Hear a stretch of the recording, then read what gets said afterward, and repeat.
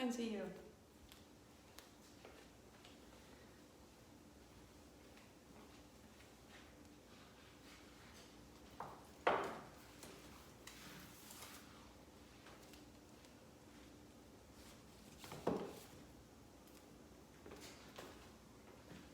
The trick is, it's hard to see. Ursula. Right, now the trick is it's hard for me to see any questions. But what I will do is, Ursula, if you can, into the chat, put up Anodea Judith. So that's A-N-O-D-E-A is her first name, Anodea. And then Judith is her second name, J-U-D-I-T-H, Anodea Judith. And she has a book called Chakra Yoga, which is a really great primer and introduction to the centers of energy that are within the body. And in particular, the words that she tends to use to describe what can otherwise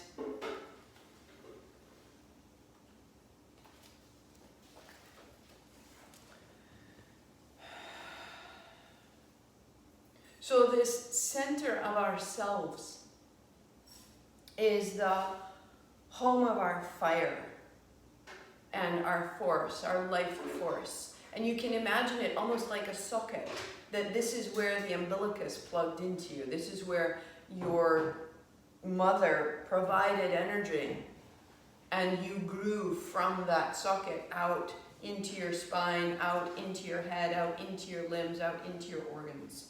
And so this place where we plug in is essential. And without this force, without this lit, we become quite listless and we become powerless in essence. However, it's not that we don't have power, it's that the power has become latent, that it's waiting for activation. When our posture slumps and closes and the abdomen becomes soft and compressed, when our diaphragm is resting on all our inner organs, the inner organs can't function well. And there's an incredible amount of neurological tissue and function that goes on. And it's been named the enteric brain, sort of this second interior brain that's running itself, that's creating 80% of our serotonin in the gut, a mood regulator. And my medic, my in-house medical advisor is checking me on my innards. And if I'm ingesting food and then I'm sitting on the coals of my fire, this is my digestive fire. If I'm sitting in that and it's unable to digest, I can't get the fuel, I can't get the energy of what I'm ingesting. Similarly, if I'm sitting here and I'm listening to a wonderful lecture full of great information and I'm all slumped and I'm closed, this fire is not only digestive fire, it's the way in which we digest what comes into us. And digestion is a breaking down. It's then a sifting and a discernment. This is necessary, this is useful, this is productive, this is waste. And it gets passed on. And so if I'm sitting and my body is slumped, it's much less likely that I'm able to take in information, make sense of it, and then release what isn't appropriate and gather more of what is because of my posture. So if you can just be aware that when you're eating, when you're listening, when you're learning, when you're looking out the window, when you're taking things in, the more upright we become, the more space between the low diaphragm and the bowl of the pelvis. This is open to the world. We are making sense of ourselves. The more we can take in, the more we make sense of things, the more we make sense of ourselves, the more sense of self we possess. Now, the way that we build this sense of self emotionally is also held here. So we have digestive power, we have structure that enables that digestive power, we have a larger, taller breath that fills that space, but now we have a sense of self that's established in this space. And that sense of self within yoga is coming from a practice of discipline, a practice of tapas. And tapas is both the mental focus and zeal and drive to see something through, that you just want to get up and get at it. Whatever it is, you can wake up and be like, I'm going to wash my car today. That's tapas. That's fantastic. I'm going to cook a phenomenal meal. I'm going to get all the dishes done. This is tapas. This is fantastic and useful. That mental impulse requires discipline, and we can build a consistency. And that consistency is like fanning that fire consistently. Over time, it gets brighter, it gets stronger, and it will carry us through the darkness when we don't want to get up, when the discipline isn't coming easily. There's a momentum within us that says, this is who I am. This is what I know of myself. So the tapas becomes a self-illumination. It begins as a fire of determination. The fire builds the light of the self. And as it continues and as it's established, it becomes the illumination, the understanding, the awareness, the presence. I am this, the identity. Now the trick is that our confidence exists here as well. And when we want in our mind to take action, but the discipline isn't there to see the action through. You're like, yeah, I could wash my car tomorrow. We know we had that impulse, and we know we didn't follow through. So we have a gap in our integrity. We say to ourselves, I will say to myself, I will get up and I will clean out that cupboard because I know that it needs it and it's been on my mind for a long time. I'm going to get up, I'm going to make that happen. And I go to bed that night and I say, yeah, that didn't happen. That didn't happen again. So now my awareness of my sense of self begins to descend, begins to drop, begins to fray, becomes apart. Nabi Kriya is healing us as we settle into this simple repetition, particularly that fourth step of opening and closing over time. And we come to the edge of what we can do, and we come to the edge of what we're familiar or comfortable with, and we go one more. Because we let the discomfort just stay with us, but it isn't making our choices. We establish a choice from that place of tapas, from that place of self. And we see for ourselves, how do I feel when I finish? I feel upright, I feel lit, I feel powerful, I feel able. I know this is who I am. And so when we take action, when we mentally say, I will open and close my body, and we do, and we continue, and we come to it day after day, we are building a continuity of self, an integrity of self, so that when we say later, I'm going to wake up and I'm going to wash my car, as mundane an example as that is, I'm going to wake up and I'm going to do blank, saying that to ourselves, the inner ability to actually see that happen is what allows us to take on larger and larger stance. I'm going to stand up and speak my mind.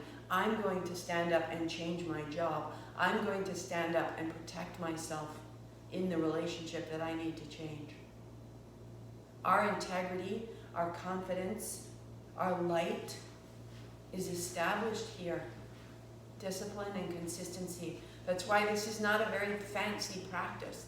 Nabi Kriya is steadiness. How can we become unfaltering? How can we become unfailable? How can we become immune to praise and immune to criticism? I am present. I can hear you. I believe in myself. I am working in this incredible, bright, consistent manner that I believe in. So when we come to this day after day, as simple as this practice is, it's the heart of what allows us to change anything we set our mind to, little at a time. So this is the home of your Agni, your fire, but it's also the home of your Shakti, your life force, this incredible mother plug that you came from, that's still there. We are still connecting to that force that keeps us alive as we open and close again and again. As we build the strength in the body, as we draw ourselves into this strong, upright, clear chest, as we build the muscle of the back.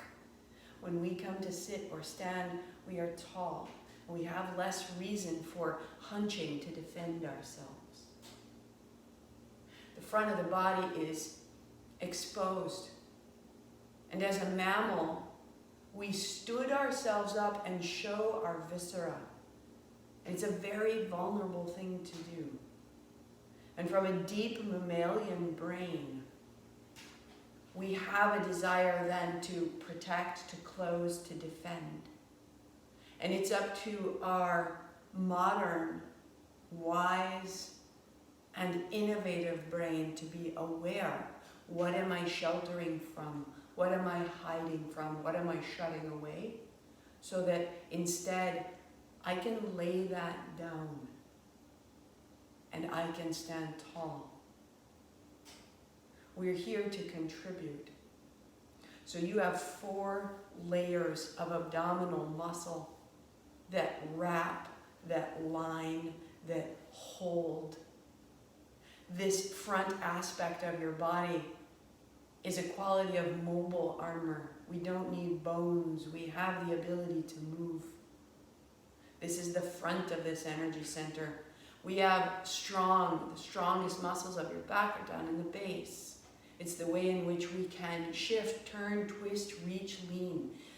This sheath, front and back, this mobility is what allows the inner organs to be moved. And it's necessary for our insides to be rearranged, to be washed with lymphatic fluid. It's necessary for what we think we know for sure to be rearranged. And you can access a different level of gut wisdom, not opinion, not context, not cultural conditioning. We need to rearrange who we are at a level of depth we haven't really taken the time to move because it's uncomfortable. When we really get down into the guts, into the basement, to see each other as light. We scroll through feeds of news and we diminish ourselves in comparison.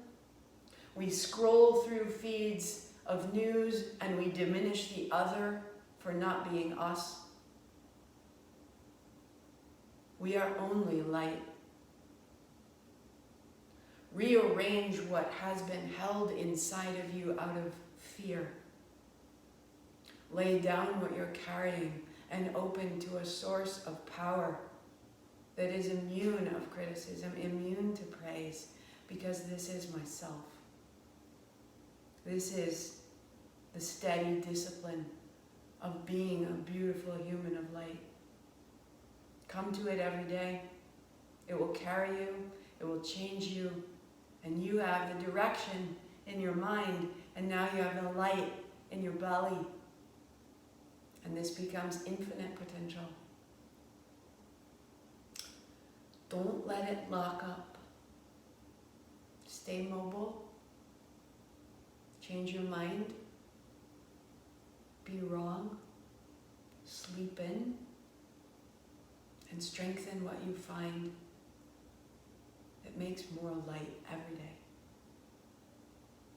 Send me your questions. Thank you for your time. I'll meet you on the mat. Sat Nam.